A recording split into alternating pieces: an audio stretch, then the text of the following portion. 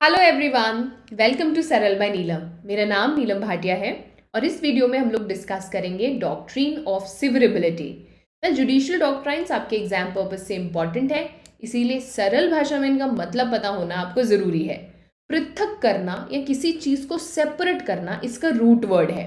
But इसको समझने से पहले मैं आपको एक एनालॉजी बताऊंगी और उससे हम इस पूरे कॉन्सेप्ट को कनेक्ट करेंगे। अब केक ए को देखिए। मान लीजिए ये केक ए में से एक लेयर इस केक की खराब निकल आती है। लेट्स से ये वाली लेयर में टेक्सचर का प्रॉब्लम है, सॉफ्ट नहीं है, there is an number of issues with this layer. तो क्या हम कुछ ऐसा कर सकते हैं कि हम इस लेयर को पूरे केक से सेपरेट कर दें और फिर भी केक एज इट इज़ अच्छा बना रहे? ये पॉसिबल है।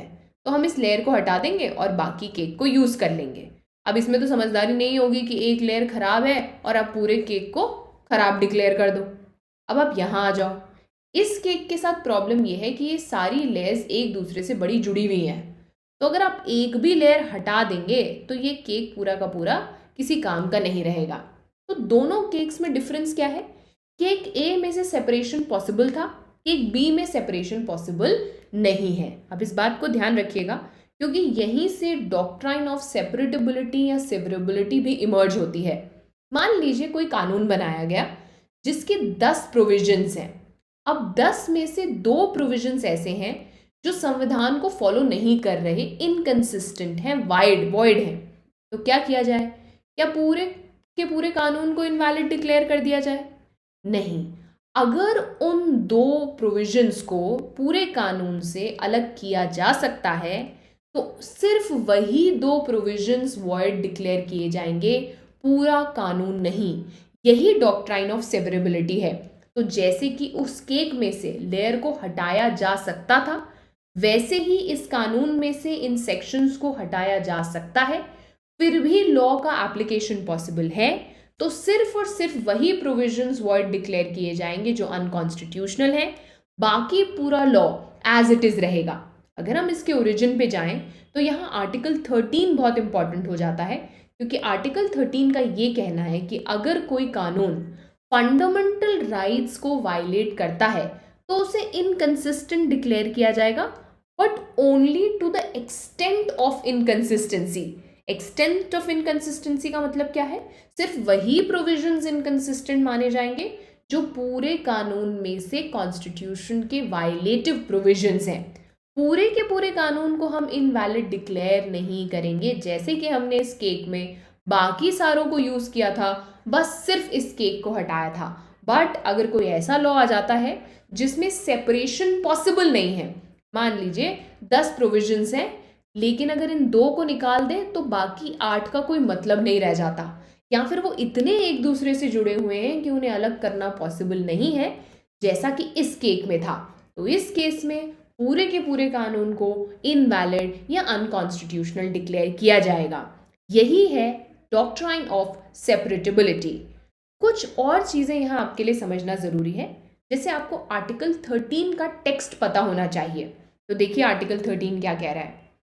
All laws in force in India before the commencement of the constitution as so far as they are inconsistent with the provisions of the fundamental rights shall be void to the extent of that inconsistency।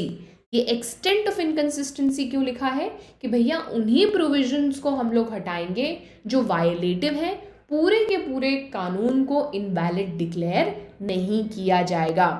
इस संदर्भ में देखिए doctrine इतनी है, बहुत simple है, but इससे related कुछ केस जजमेंट्स आपको पता होने चाहिए सो दैट अगर कोई क्वेश्चन आए तो आप आंसर कर पाएंगे, and also it gives you a sense of perspective. तो पहला है ए.के. गोपालन वर्सेस स्टेट ऑफ मद्रास। अब देखिए ए.के. गोपालन वर्सेस स्टेट ऑफ मद्रास ने, कोर्ट ने ये कहा कि जो प्रिवेंटिव डिटेंशन एक्ट है उसका एक section, that is section number 14, article 14 को वायलेट करता है। आर्टिकल 14 मतलब राइट टू इक्वालिटी।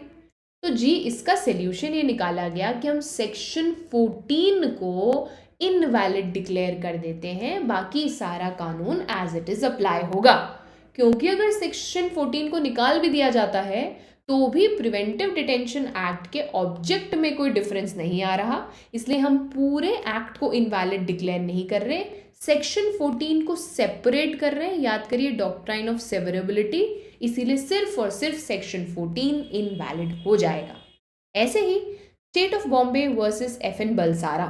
अब state of Bombay versus FN Balsara में ये कहा कि बॉम्बे प्रोहिबिशन एक्ट ऑफ 1949 के जो भी प्रोविजंस वायलेटिव हैं, सिर्फ और सिर्फ हम उन्हें इनवैलिड डिक्लेयर करेंगे, बाकी सारा Bombay prohibition act as it is काम करेगा। Again an example of the use of doctrine of severability. Next देखिए, आपको पता होगा एक बहुत इंपॉर्टेंट एक्ट आया था, 42nd constitutional amendment act. Year था 1976। अब सुप्रीम कोर्ट ने क्या कहा, इसका सेक्शन 4 और सेक्शन 55 इनवैलिड, बाकी चला लो। अगेन शोज दैट क्या यूज किया गया, डॉक्ट्राइन ऑफ सिवरेबिलिटी, डॉक्ट्राइन ऑफ सेपरेटेबिलिटी। ऐसा एक केस था कि होतो होलाहन वर्सेस जाशीलो। अब इसमें कोर्ट ने ये कहा कि जो 10th शेड्यूल है ना, बाकी सब तो ठीक है 10th शेड्यूल के साथ, बट 10th शेड्यूल का पैराग्राफ 7 आर्टिकल 368, आर्टिकल 368 किससे डील करता है, अमेंडमेंट से, वो वायलेट करता है। इसीलिए हम इस सेक्शन को, इस पैराग्राफ को इनवैलिड डिक्लेयर कर रहे हैं। अगर आपने ये सारे एग्जाम्पल्स देखे तो एक सीधी सी बात आपको समझ में आएगी कि डॉक्ट्राइन ऑफ सिवरेबिलिटी कोशिश करती है कि पूरे कानून को इनवैलिड नहीं डिक्लेयर किया जाए, बिकॉज थिंक ऑफ इट, एक कानून बनाने में एक बहुत लंबी प्रक्रिया रखती है, बहुत सारे लोग इन्वॉल्व होते हैं, a lot of efforts goes into it. तो क्या ये सही होगा कि पूरे के पूरे लॉ को इनवैलिड डिक्लेयर कर दिया जाए? नहीं। And that is why doctrine of severability use की जाती है in cases where the valid and the invalid parts can be separated। तो ये थी डॉक्ट्राइन ऑफ सेपरेबिलिटी या सिवरेबिलिटी। आई होप आपको समझ में आए। Let me know in the comment section and do watch the previous 2 videos। Happy learning.